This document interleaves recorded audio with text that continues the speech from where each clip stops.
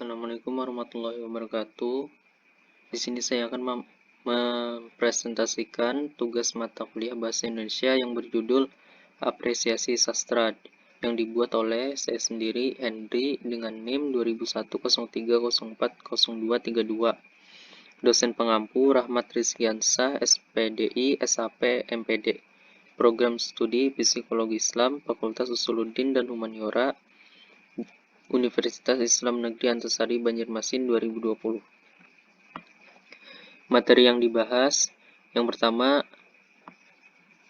puisi, yang kedua dongeng, yang ketiga bercerita, yang keempat drama. Untuk pembukaan awal, kita akan membahas mengenai apresiasi sastra. Pengertian apresiasi sastra. Menurut S.Effendi, apresiasi sastra adalah kegiatan menggauli cipta sastra dengan bersungguh-sungguh sehingga tumbuh pengertian, penghargaan, kepekaan pada cipta sastra tersebut. Manfaat mengapresiasi sastra. 1. Manfaat secara umum. Manfaat yang diperoleh lewat kegiatan membaca sastra secara umum yaitu mendapat hiburan dan mengisi waktu luang. 2. Manfaat secara khusus. Memberikan informasi yang berhubungan dengan memperoleh nilai-nilai kehidupan, memperkaya pandangan atau wawasan kehidupan sebagai salah satu unsur yang berhubungan dengan pemberian arti maupun peningkatan nilai kehidupan manusia itu sendiri.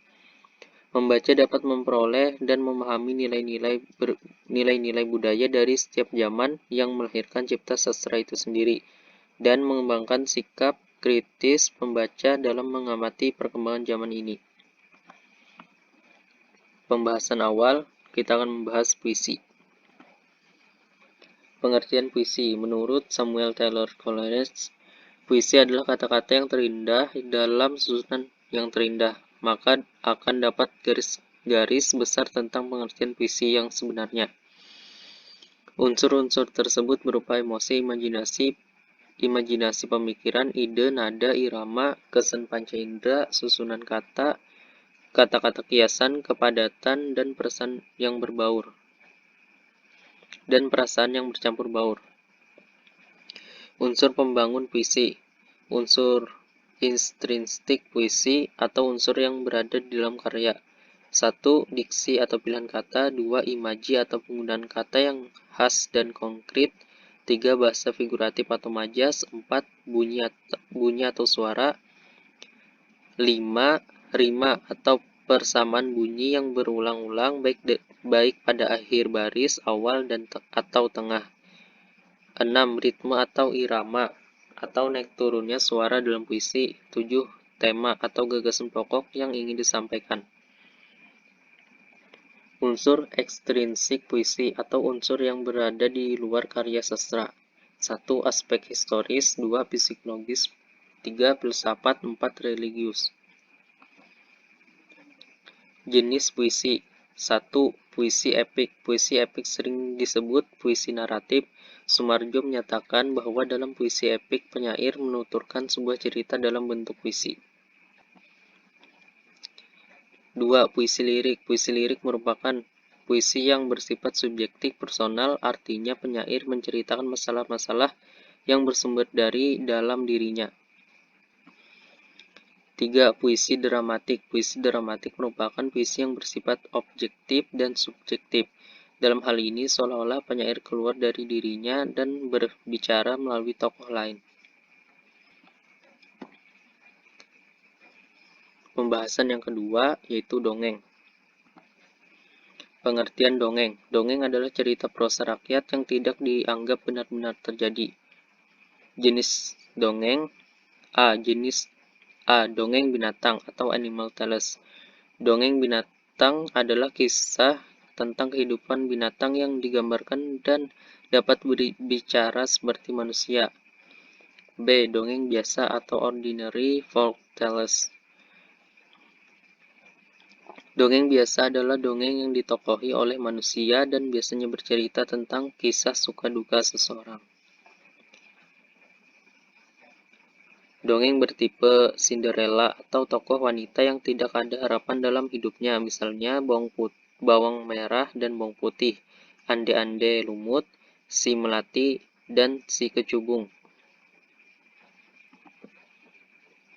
Dongeng bertipe Oedipus. 3 unsur terpenting dalam dongeng-dongeng bertipe Oedipus adalah motif-motif, ramalan, pembunuhan seorang ayah oleh anak kandungnya, dan perkawinan sumbang antara ibu dan putra kandungnya.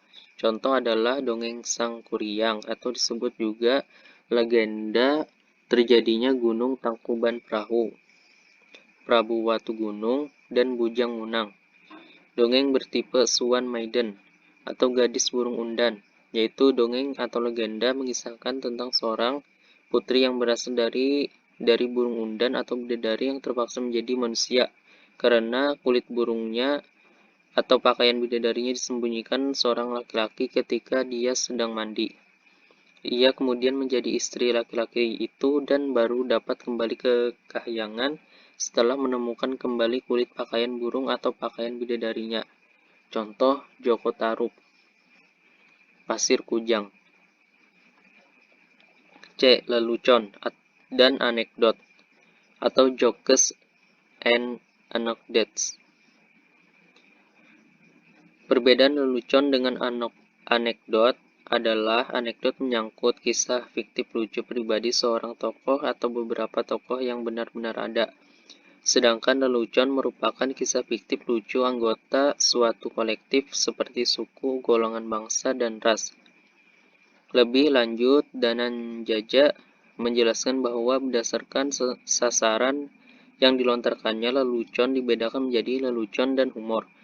Sasaran lelucon adalah orang atau kolektif lain, sedangkan sasaran humor adalah dirinya sendiri atau kolektif si pembawa cerita sendiri. D. Dongeng berumus atau formula tales.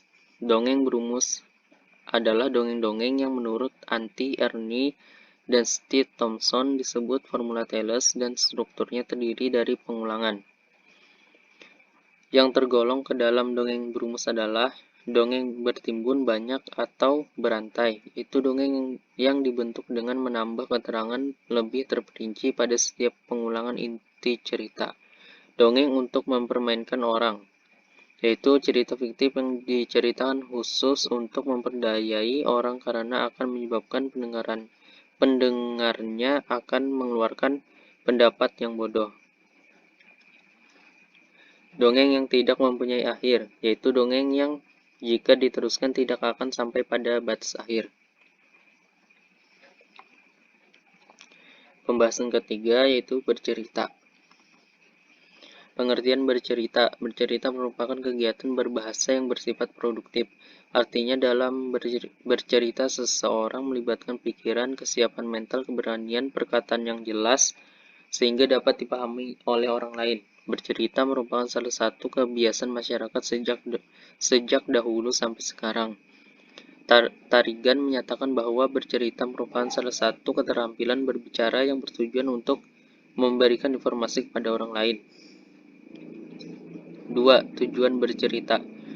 Sementara itu, Tarigan mengungkapkan 3 tujuan umum dari kegiatan bercerita, yaitu sebagai berikut. A. Memberitahukan dan melaporkan atau to inform. B. Menjamu dan menghibur atau to entertain. C. Membujuk, mengajak, mendesak, dan meyakinkan atau to persuade. 3. Jenis-jenis cerita. A. Cerita lama. Cerita lama umumnya mengisahkan kehidupan klasik yang mencerminkan struktur kehidupan manusia di zaman lama. Jenis-jenis cerita menurut Desi adalah sebagai berikut. 1. Dongeng.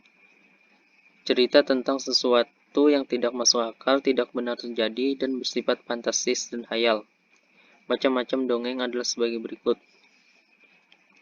Mite adalah cerita atau dongeng yang berhubungan dengan kepercayaan masyarakat setempat serta adanya makhluk halus. Legenda adalah dongeng tentang kejadian alam yang aneh dan ajaib. Fabel adalah dongeng tentang kehidupan binatang yang diceritakan seperti kehidupan manusia. Sage adalah dongeng yang berisi kegagah-beranian seorang pahlawan yang terdapat dalam sejarah tetapi cerita bersifat hayal. Hikayat adalah cerita yang melukiskan raja atau dewa yang bersifat hayal. Cerita berbingkai adalah cerita yang di dalamnya terdapat beberapa cerita sebagai sisipan. Cerita Panji adalah bentuk cerita seperti hikayat tapi berasal seperti kesusastraan Jawa. Tambo adalah cerita mengenai asal-usul keturunan, terutama keturunan raja-raja yang dicampur dengan unsur khayal.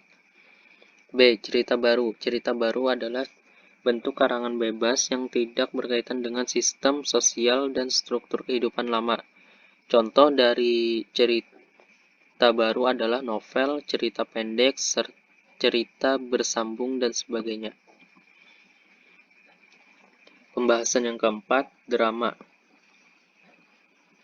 Pengertian drama. Drama adalah jenis sastra berupa lakon yang ditulis dengan dialog-dialog yang memperhatikan unsur-unsur dengan gerak atau perbuatan yang akan dipentaskan di atas panggung. 2. Unsur-unsur drama. A. Plot atau alur. B. Penokohan atau perwatakan, dibagi menjadi 3. Tokoh figuran, tokoh sampingan, tokoh penting. C. Setting atau latar cerita. D. Tema atau gagasan pokok dalam drama. E. Dialog atau percakapan. Jenis drama. 1. Tragedi. Tragedi merupakan salah satu jenis drama berdasarkan isi jalan cerita. Tragedi merupakan drama yang menyebabkan haru, belas, dan ngeri, sehingga penonton mengalami penyucian jiwa atau betapa kecilnya seorang daripada suratan takdir. 2. Komedi. Drama komedi menyuguhkan jalan cerita yang mampu membuat penikmatnya tertawa bahagia, senang, dan gembira. 3. Melodrama. Melodrama menyuguhkan cerita-cerita yang penuh dengan kejutan yang disajikan secara menarik.